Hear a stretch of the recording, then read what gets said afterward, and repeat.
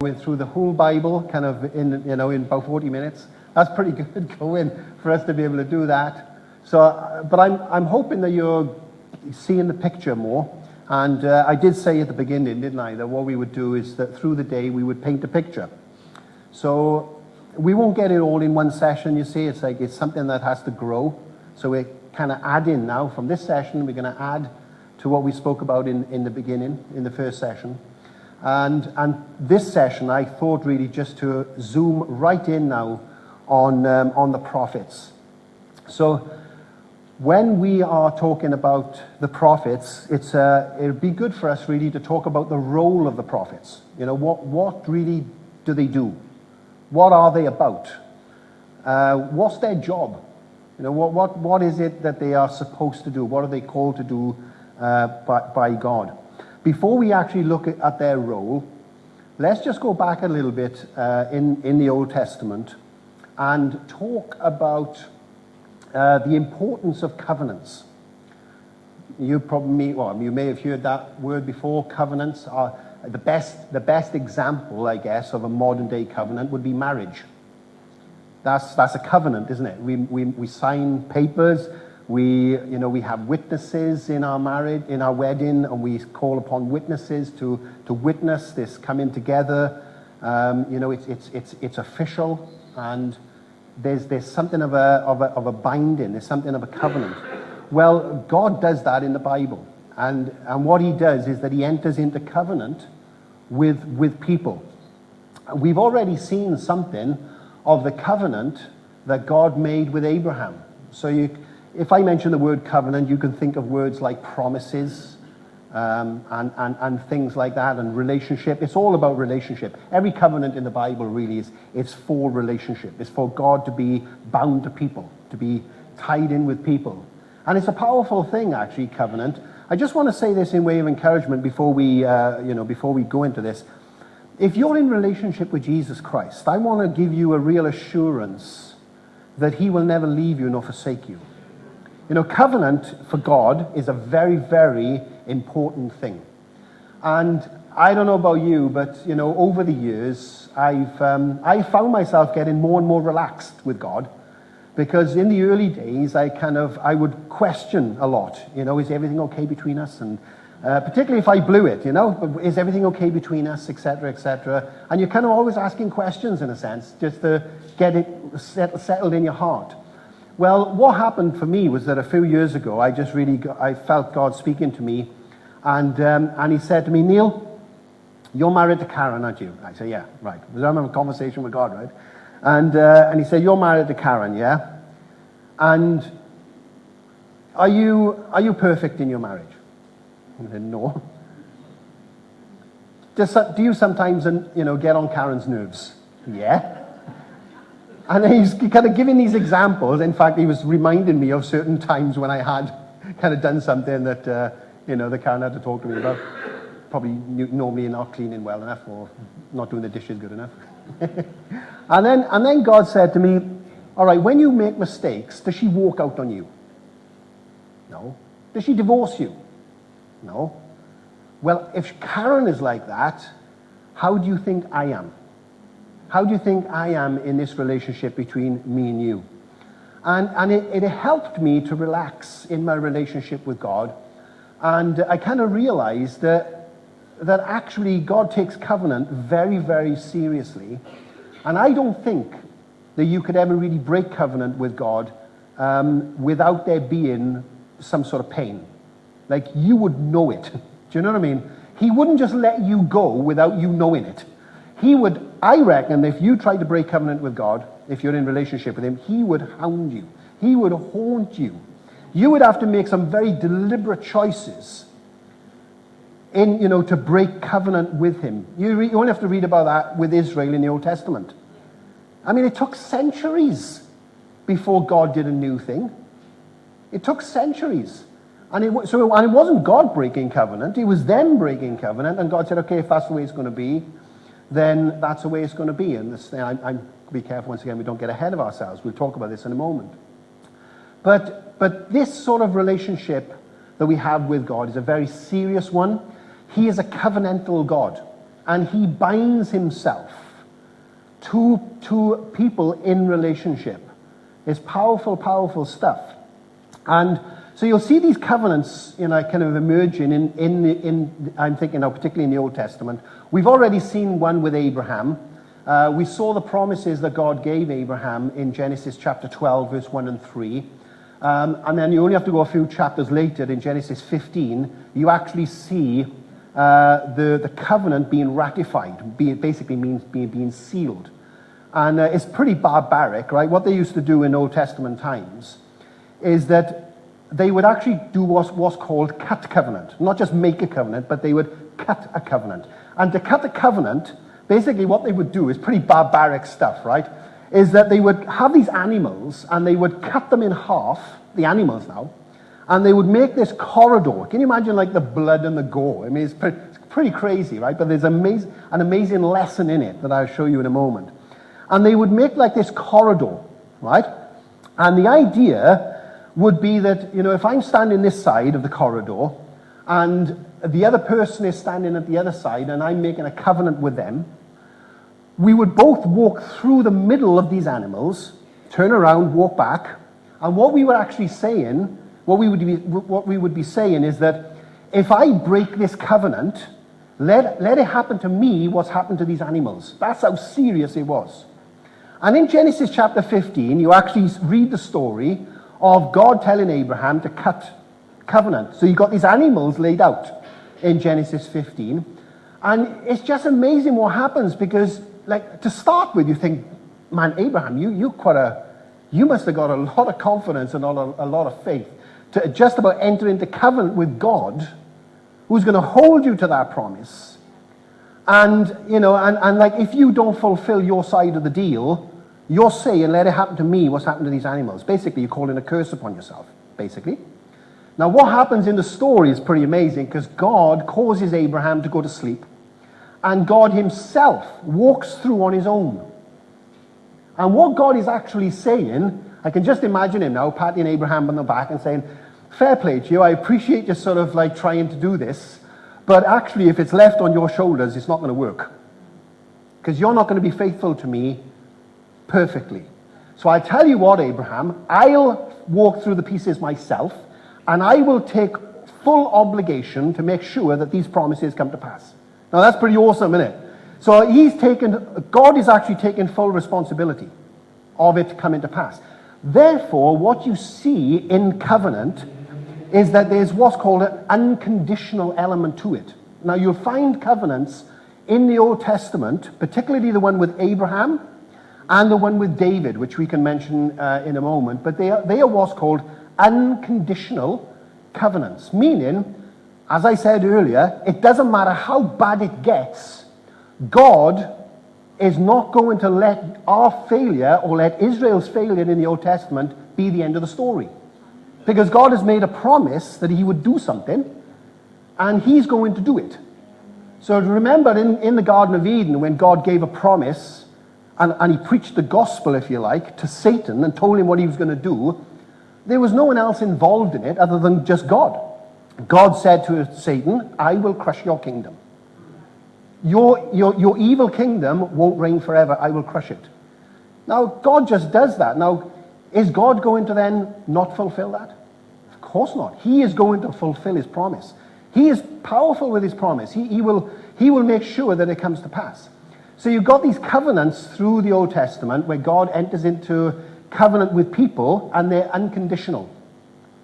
However, you do get covenants in the Old Testament that are conditional. Not unconditional, but conditional. Let me give you one of them, which is, is a major one actually as well, of course.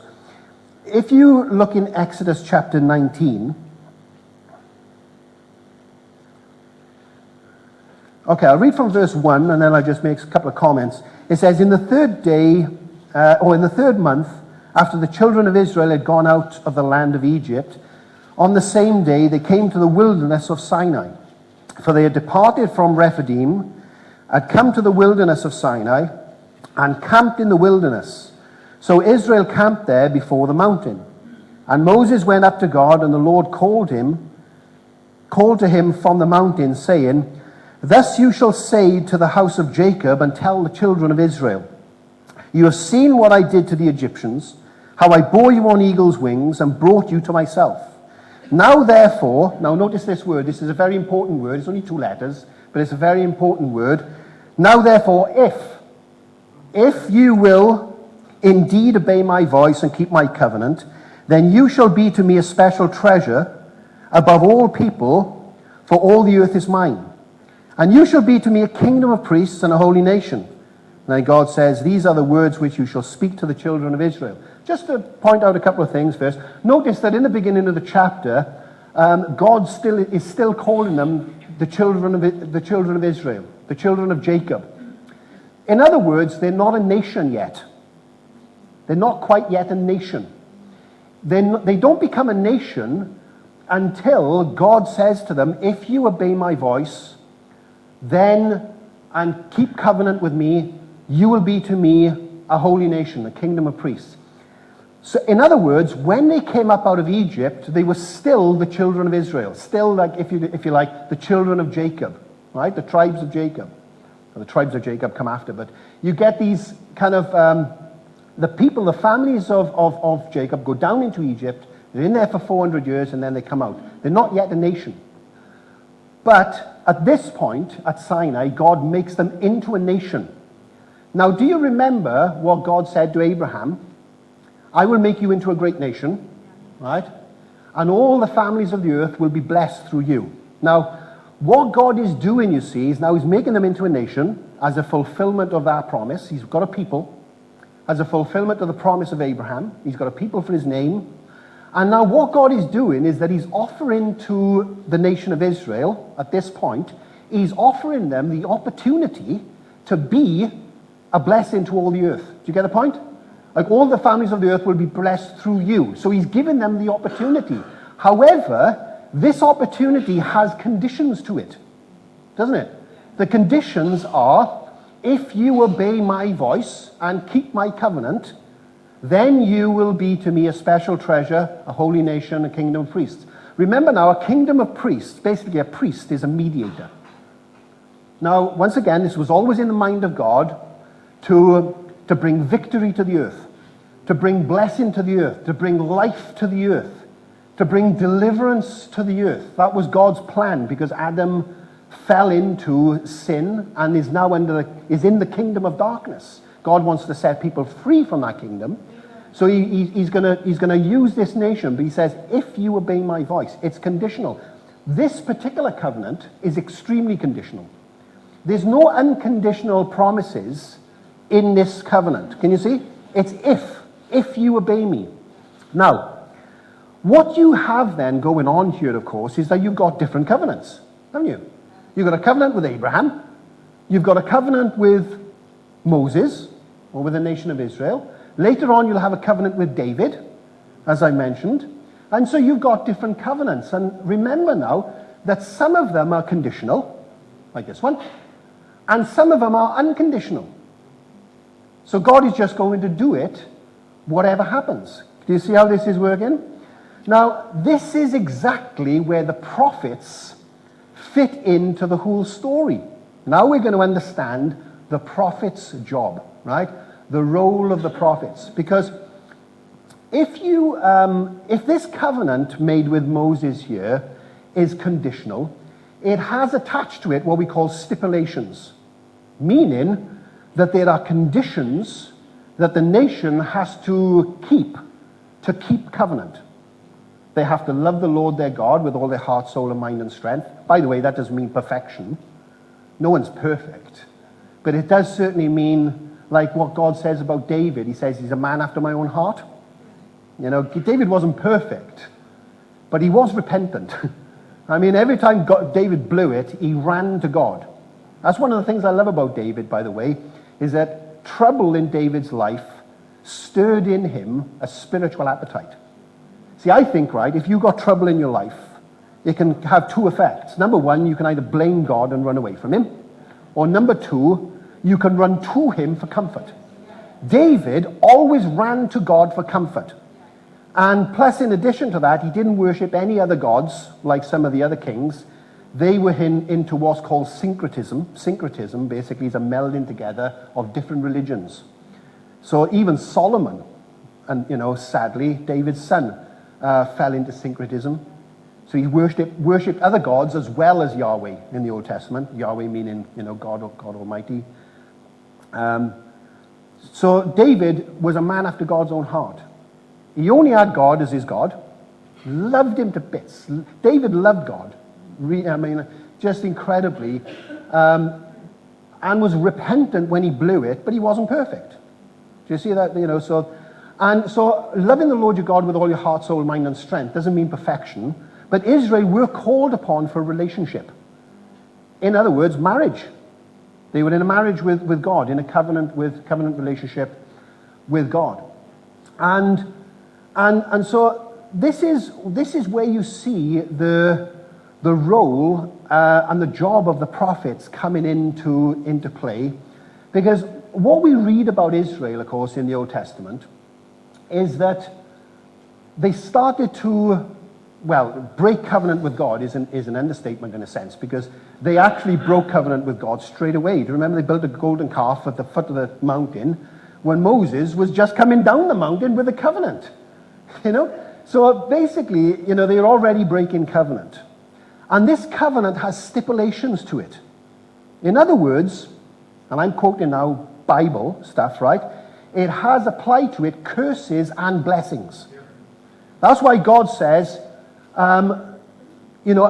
choose for yourself this day life. It gives me no pleasure to bring punishment to the wicked, God says. I lay before you life and death. In fact, Moses said that, and Ezekiel also said that. I lay before you life and death. Now, in Moses' writings, because he's the one, of course, that's involved in this covenant, Moses is the one that writes about these curses and blessings. And you will find them, particularly if you're taking notes, in Leviticus chapter 26, and then Deuteronomy 28, and the chapters surrounding Deuteronomy 28. And you literally get the lists. You get a list of blessings and a list of cursings. And God says, if you keep covenant with me, it will go well with you.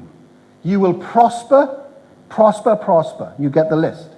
But if you break covenant, this is what will happen. It won't go well with you. Death will come into your surroundings. And he kind of lays it out before them in that way. God wanting them, of course, to be obedient. He wants to bless. Remember, when he acts in judgment, he's acting in strange ways. He doesn't jump to sort of judging.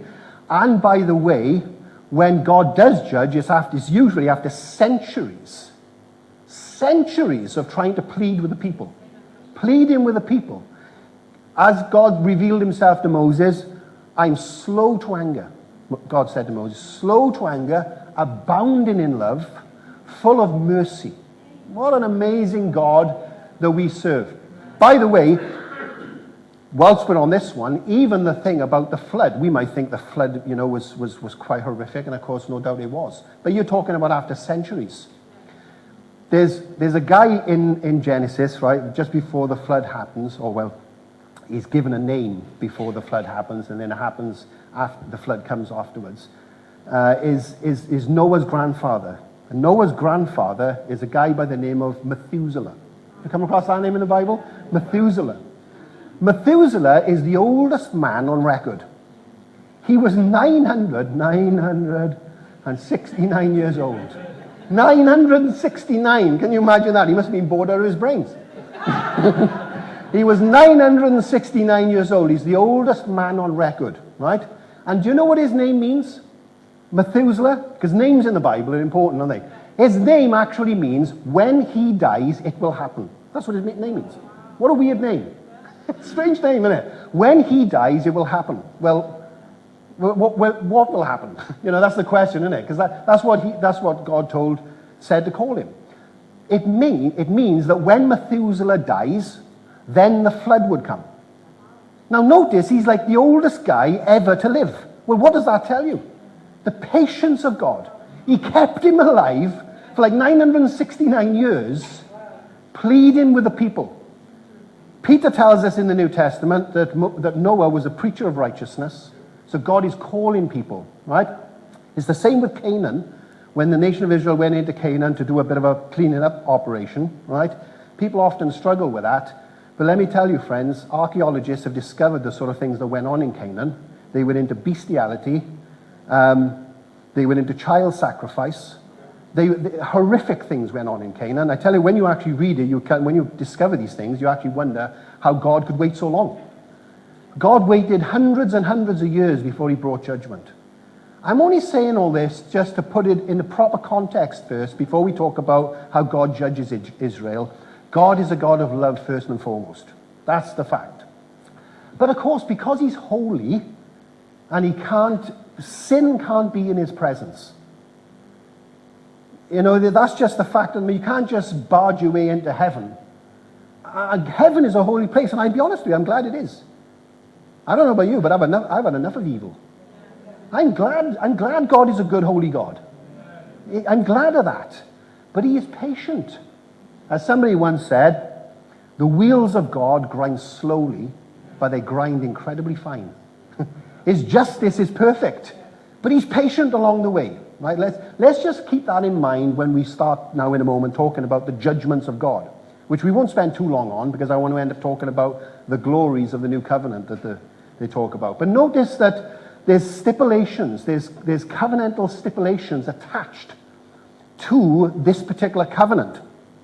Now, when you read then in the Old Testament, and the nation of Israel are breaking covenant, disobeying God, over and over and over again, by the way, what happens is that the prophets arrive on the scene, right? Fantastic preachers. Like I'm telling you, right, these guys were on fire. I'm not kidding you. Because all, like pagan religions back in those days, they all had their so-called prophets, right? Their sorcerers and all the rest of it. No one preached like the Old Testament prophets. They were on fire. They were literally caught up to the throne room of God. Ezekiel talks about, can you imagine this now? He talks about God grabbing hold of his hair and pulling him up. Whoop! Can you imagine that?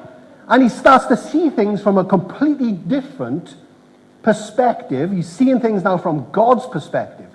But these prophets, they were called up, taken up. They had amazing experiences with God.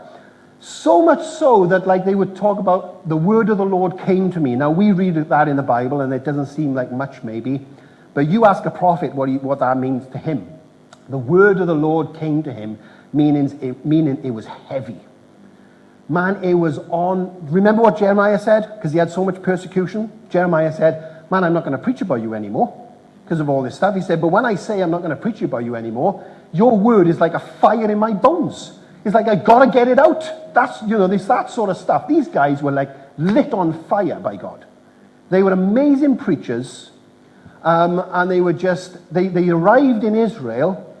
Basically, they prophesied for approximately 300 years, from the year 760 to the year 460 BC. And basically, you got all these different prophets prophesying. A little bit before that as well, because you got Elijah and Elisha as well. But Elijah and Elisha didn't write any stuff. We don't read about any books from Elijah and Elisha. All the writing prophets, round about 760 to 460. And this is where you read the prophets, you see, about doom and gloom. Let me mention that part first. Why are they preaching doom and gloom? Because they're preaching on the back of these covenants. They don't make up they don't assume their own job, basically. They don't say what they want to say. They work for God. And what God is using these prophets to do is to basically warn the people. And what the prophets say to the people is that if you don't change your ways, judgment will come. It has to come. Judgment will come. Now, once again, you've got a whole lot of pleading going on with God. Sometimes, the prophets are still preaching up to the last day. Do you know what I mean? The last day. Like Ezekiel did, Jonah did. Remember Jonah with the Ninevites? Preaching up to the last day. And, they're preaching. And one of the big things for the prophets is that basically they were reformers. They weren't politicians. They were reformers in the sense of they went for the heart. I'll get more into this stuff a little bit later, but they always go for the heart. They know that the problem with mankind is in the heart. And they're always calling the people to repent, turn. It's a big word in the prophets, turn. Turn back to God. Turn back to God. They were revivalists, basically. They're revivalists. That's what they're preaching. And thank God, in the Old Testament, you do read about revivals. They did strike up a few revivals. But more often than not, of course, it didn't work for them. Now, I would say, right, that when I look at the prophets, in terms of their job, I would say first of all, that they were kind of like marriage counselors, in a sense. Because of a broken relationship going on between God and Israel. And I don't know if you've noticed, but in the Old Testament, God is sometimes called Israel's husband, and Israel is his wife. And she's committing adultery, spiritual adultery, because she's worshipping other gods, basically. I mean, it's crazy when you think about it that in Ezekiel, just before 586 BC, when basically the temple came down, and Jerusalem was taken over by Babylonians. They were taken into exile. They actually had a moon god set up in the temple of God. And they had, you had priests in there worshipping a sun god in the temple. It's bizarre. Absolutely bizarre. And so you've got all this going on. And God is kind of like pleading, if you like, with his wife. Because they are married. And in fact, when you go back to Exodus chapter 19, right, when God is entering into covenant, you got all the language of marriage. Because if you notice here, God says, when he talks, let me have a look, in chapter 19, verse 5, now therefore, if you will indeed obey my voice and keep my covenant, then you shall be to me a special treasure to me above all people, for all the earth is mine. And he's putting a covenant in front of them. He's saying, I will be your God, and all the rest of it. And do you know what Israel say back to him? We will. Sounds like a marriage ceremony to me. I will, we will. When I got married, it wasn't we. I've only got one wife. But I said I will, and Karen said I will. Can you notice like the marriage language? And God says, I will be your God. And the nation of Israel, you can read it in chapter 19 and chapter 20, Israel respond and say, we will do everything that you told us. We will, I will, we will. It's like marriage language, isn't it? Not only that, you have witnesses for the marriage. It's bizarre. Do you know where the witnesses are? This is crazy, this is when I tell you this. The witnesses are the heavens and the mountains. You read in Deuteronomy chapter 4, when basically they are about to make a fresh covenant, the renew covenant. The generation that came up out of Egypt didn't go into the promised land because they didn't have the faith to go in. So the next generation went in. And before they went in, they were to renew covenant, because that's what it's all about, isn't it? In fact, the word Deuteronomy means second law, second time. We're going to re-establish this covenant. And in Deuteronomy chapter 4, and you'll also find it in Deuteronomy 30, Moses calls upon the mountains as a witness for this covenant. It's like the witnesses are not people, but the heavens and the mountains. And you kind of wonder, what on earth, God? Why are you calling upon the mountains to be a witness? Basically, what that means is that because the mountains are there from generation to generation, is that my covenant stands from generation to generation. Plus, in addition to that, when mankind sins, creation gets affected. Do you get my point? In fact, creation now is cursed because of the fall of man. So God calls upon the mountains and heaven to witness this covenant that's going on between God and Israel. Isn't it a crazy thing? It's like you're literally talking about a marriage. It's a wedding ceremony. And so therefore, you'll find a number of times in the Old Testament, particularly like in Hosea, Hosea is told to marry basically a prostitute, and for her to become his wife, and really what he's feeling in all that is God's pain for his people. God's pain for his people.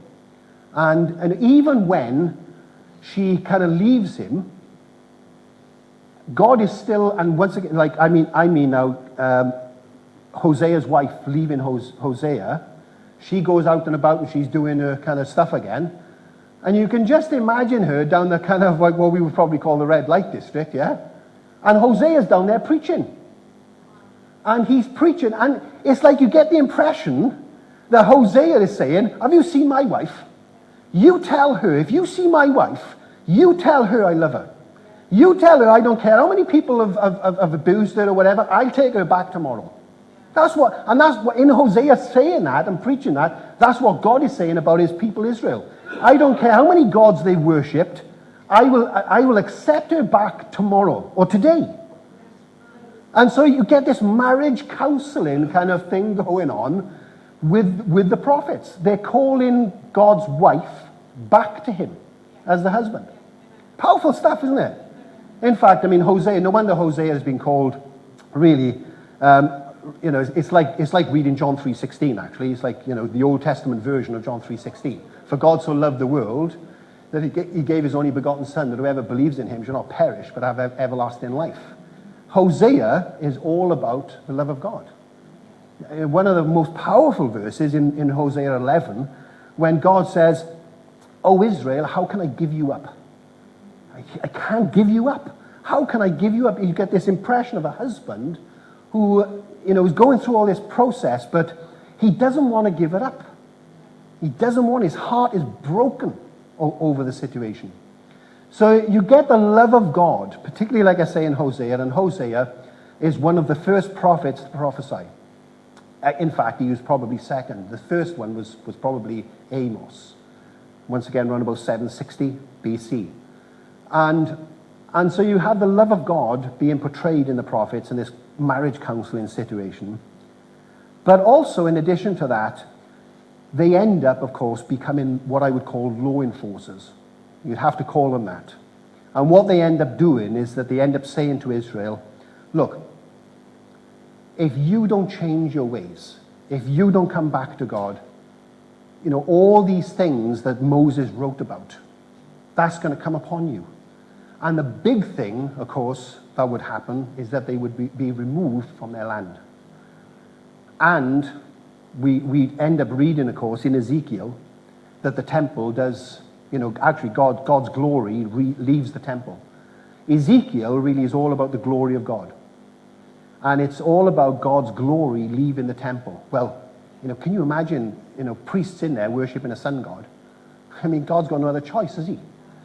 She's getting out of the temple. The glory is left. The glory is leaving the temple. And that is something that the nation of Israel couldn't get around their heads. They never believed that God would actually do that. They couldn't imagine God doing such a thing. But I tell you, friends, by the time you get to 586 BC, when the Babylonians came into Jerusalem, basically the whole thing comes down. The temple comes down, Jerusalem is razed, the whole thing comes down, God's glory is left. There's no king on the throne now, so it seems like the Davidic dynasty that God promised there would be a king on the throne, of course, who ends up becoming Jesus. It looks like that's not going to work anymore. They end up in exile. They must have been pulling their head out in exile. Blinded, totally blinded. No wonder when they came back from exile, there's a great psalm. I can't remember what it is now. It's Psalm 136 or Psalm 137, something like that. When they say, when we came back, we were like people who dreamed. A verse I love to preach on, because when I found Jesus, it was like I was dreaming. Literally dreaming. When I got rescued out of exile, when I got rescued out of darkness, it was like we were like people who dreamed. Man, we couldn't believe how good it was. Coming back, being set free. Powerful, powerful stuff, isn't it? Being just dreaming. I'm still dreaming. I feel like I won the lottery. I really do. I mean, when I met Jesus, I felt like I'd won the winning ticket. I really did. And I still feel like that. It's just absolutely incredible. But, even when they're in exile, you see the love of God. Even when they're in exile, you still see the love of God being portrayed. And do you know the great verse for it? Most of you probably know it. Jeremiah 29:11. For I know the thoughts I have towards you, says the Lord. Thoughts of peace, not to harm you, to bring you to a prosperous end. He's speaking to, oh yes, up on the ball there. He's actually speaking to them whilst they're in exile. They're actually in exile. They've blown it as far as they're concerned. And God is still speaking to them whilst they're in exile. And he's still saying to them, can you imagine? He still says to them, I know the plans I have towards you, says the Lord. Can you imagine how comforting that is? When you think you've blown it, and you feel like you're in exile, and God says, I know the plans I have towards you. Thoughts of peace, not to harm you, to bring you to a prosperous end. I have a plan. Isn't that amazing, amazing stuff? So you kind of get all this, if you like, doom and gloom stuff. You get all this doom and gloom stuff because of the covenant with Moses. However, it does not matter how bad it gets. That cannot be the end. It cannot be the end. And do you know why? Because there are other covenants that God has made that have promises attached to them that are unconditional. You get the point? They are unconditional promises. It doesn't matter how bad it gets. It doesn't matter if they're in exile, because God has still got in mind the Abrahamic covenant. And he's still got in mind the covenant that he made with David. And the covenant that he made with David is that one of your seed, notice the word seed again, one of your seed, I will establish his kingdom forever. And he will sit on a throne and rule forever. Now that's an unconditional promise. God did actually put sort of like some conditions to it, because what he did was that he allowed David's sons, natural sons now, he actually gave them a chance at it. In a sense, it was like God saying, if any of your sons can do what I really want, you'll have somebody sitting on the throne forever. But they couldn't do it, could they? So you end up with actually God having to do it. This is where Jesus fits into the story, because Jesus comes from the line of David, and he is qualified to be a king. He's qualified to be a king. That's why the New Testament, not by accident, with Matthew, starts, because of course Matthew wasn't the first gospel written. Mark was probably the first gospel written. But in terms of order, it's like Matthew is put first. Why is Matthew put first? The reason why Matthew is put first, because it starts off like this. The genealogy of Jesus Christ, the son of Abraham, the son of David. Yeah. What Matthew is doing is that he's tying Jesus to Old Testament prophecy. He's saying he's the Messiah. He's the king you've been waiting for. And Matthew is full of statements like this. It is fulfilled as the prophet said. It is fulfilled as the prophet said. In other words, all the doom and gloom in the Old Testament is not the last word. Because there's always hope because of God's promise that he would conquer evil. And that's powerful, powerful stuff. So you get the thread running all the way through. And it's like God saying, yeah, I've got something up my sleeve that is going to blow your mind. Absolutely blow your mind. And it's really, really good stuff. I'm just being aware of the time. Yeah, you kind of, let me just maybe say something about a phrase. And then after this session, then after our break, when we come back, I'm going to focus specifically. We're going to leave the doom and gloom stuff behind, right? We have to deal with that, because you need to see the kind of how the prophets work. That's why I've also tried to put in there as well at the same time the love of God, because we don't want to get consumed by doom and gloom, do we? But it is a reality in the prophets. But when we come back in the next session, I'm going to focus specifically on all the stuff that looks forward, all the hope, all the new stuff, right? We're going to look at that. So let me just say something as we come to a close about a phrase. So like if you're kind of interested in reading the Bible, if reading through the Bible, you'll find a phrase that comes up often. It's called the day of the Lord. You know that? Sometimes it's just called the day, or the day of the Lord, right? Basically, the day of the Lord The development of that in the Old Testament is basically that it's the day when God comes to either judge or bring salvation. Now, sometimes you find the phrase being applied to nations like Assyria, Moab, Edom, like in the Old Testament. There'll be a judgment on them, normally because of their pride and arrogance. And God comes and judges them, and it's called the Day of the Lord. The development goes further than that, because not only does God judge pagan nations, he also judges his people in the Old Testament, as we've been talking about. Now, I don't know if you're familiar with biblical history, but basically what happens is that around about 930 BC, right, the nation of Israel splits into two. There's a civil war going on, basically. It splits into two in about 930 BC, just after David and Solomon and all that, isn't it? David is around about 1050, about 1,000 years before Jesus. And then, like 200 years later, you have like a united nation, and then not long after, probably about 100 years later, actually, in 930, you have a divided kingdom, and you have 10 in the north and 2 in the south, if you're familiar with biblical history.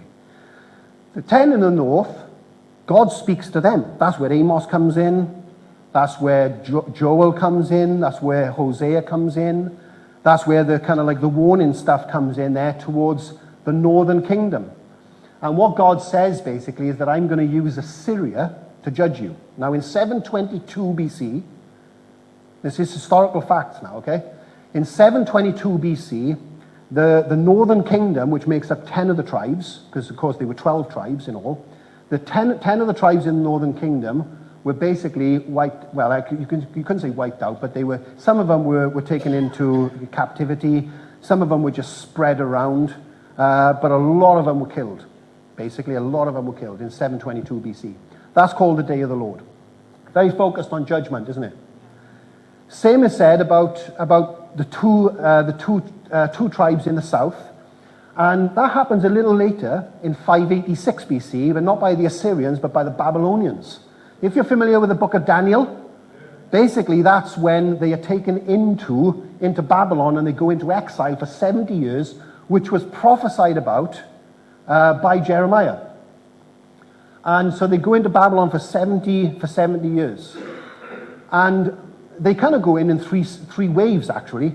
The first wave, Daniel is a part of. The second one, Ezekiel is in. And then there's a third one in 586 BC when the temple comes down and all the rest of it. That's also called the Day of the Lord. Once again, can you see like there's a focus on judgment in those particular incidents? But what you find when you read through the prophets is that you'll find that there are some parts of the prophets where they don't only talk about judgment, but they talk also about salvation. In fact, they say that through the judgment will come salvation. Now, you don't really see that with the northern and southern kingdoms, do you, in the Old Testament? Because although they were salvation coming after, they didn't happen straight away. Like 70 years in Babylon, you couldn't say that happened at the same time. Which actually gives us another picture then, and it takes us forward into New Testament times. And you have in the prophets a kind of like talking about the day of the Lord, but it's sprinkled with things like God going to do a new thing at the same time in the day of the Lord. The fulfillment of that really is in AD 70. Now, once again, I don't know if you're familiar with history. I mean, I didn't have a clue about history years ago. I've only discovered this stuff since I've been studying the Bible. But in AD 70, you had another time in history when Jerusalem was brought to the ground. This time by the Romans. Are you familiar with this stuff? This time by the Romans, they were brought to the ground. But here's the thing. It's at that point that the prophets are talking about when they say judgment and salvation. Because through God judging the Old Testament system, because we're not kind of like anti-Semitic. No, we're not pointing a finger at the Jews and saying, oh, good for you, you got judged. That's not what the prophets are about. That's not what we're about.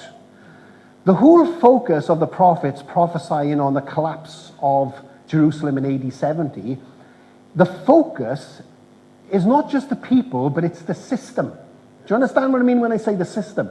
The Old Testament system, like the sacrificial system, the law of Moses, and all that sort of stuff, the temple. In other words, it was the way that people related to God in the Old Testament. I mean, that's how you came to God. You came to God, basically, through bringing a sacrifice, and the priest would sacrifice your animal for you for your sins. And you'd also, in addition to that, have the Day of Atonement every year, where all the sins of the people would be cleaned. You'd have a clean slate again. All animal sacrifices. Like, we don't have to do that now, do we? Like, when I went to church last Sunday, I didn't take a lamb with me. When you came here this morning, you didn't bring a bull. You know, but that's how they did it in the Old Testament. And that's how they had to deal with sin. But it could never really work. So what God does in AD 70 is that he collapses and brings down the old system and brings in, now he'd already done it, he'd already brought in the new system, you know, he'd already brought in the new covenant, but there was a time, you see, it's very interesting, there was about 40 years where you actually had the new covenant and the old covenant going together. It was almost like God was giving the Jews time to think it through and make a transition. You know, he didn't dump it on them all in one go. He gave them 40 years. And it's interesting, when you read through the book of Acts, you know, you can see Peter and John as an example. They are definitely now disciples of Jesus, right? They're in the new covenant, yet they go in the temple to pray. They haven't quite yet made the transition. And God gives the Jews about 40 years to make the transition from the old to the new. And by the way, that's what the writer to the Hebrews is about. Hebrews is about writing to the Jews and saying, don't go back to the old ways, because basically they were being persecuted. They were being persecuted by people like Nero and people like that, the Roman emperors back in those days. And the temptation, you see, was to go back to Judaism, because when, I'm giving you a bit of a history lesson now, aren't I? Basically, when the Romans went in to conquer places, right, and they took over areas, they allowed the established religions to continue. They didn't want to disrupt all that, particularly with the Jews, because the Jews are very passionate people about what they knew that the Jews would be willing to go to war and be slaughtered by the thousands to keep their religion intact. That's how passionate a people they are about their religion. Now, the Romans didn't want to disrupt all that and battle on their hands, blood on their hands for no reason.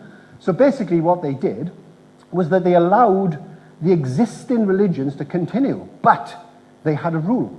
The rule was they wouldn't allow a new religion to start. Now, when Christianity started, you know, that's a new religion, isn't it? It's something new. And so basically the Roman emperors, not only is he new, but the apostles are saying that Jesus Christ is king. He's Lord, King of Kings, Lord of Lords.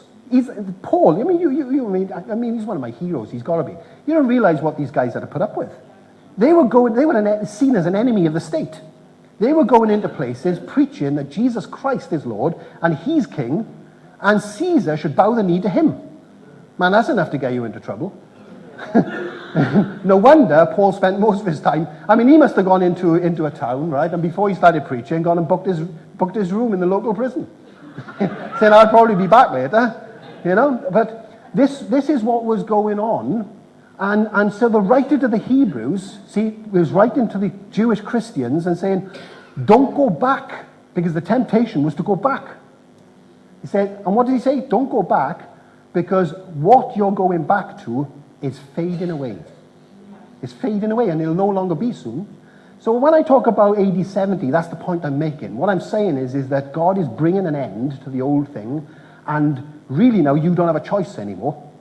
It's either new covenant, or there's no mix-up anymore. This is what God is doing. Did you see the point?